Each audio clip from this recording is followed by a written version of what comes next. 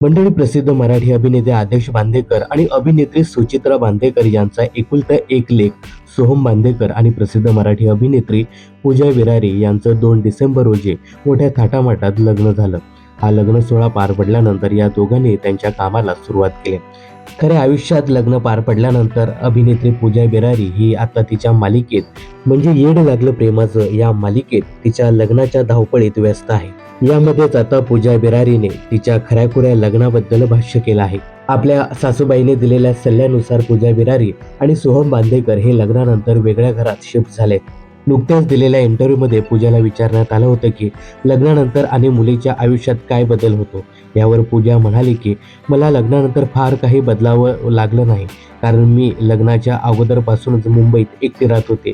त्या उलट लग्नानंतर मला छान वाटतंय, कारण मला आता आयुष्यभरासाठी हक्काचा रूममेट भेटला आहे.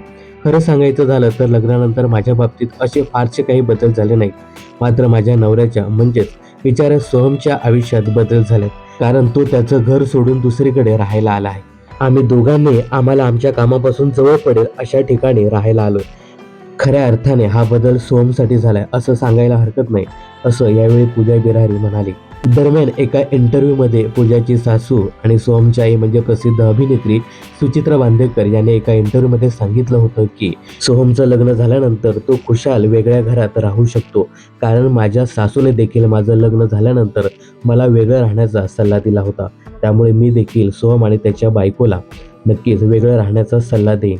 त्याचप्रमाणे सोहम आणि पूजा लग्नानंतर वेगळ्या घरात शिफ्ट झाले आहेत.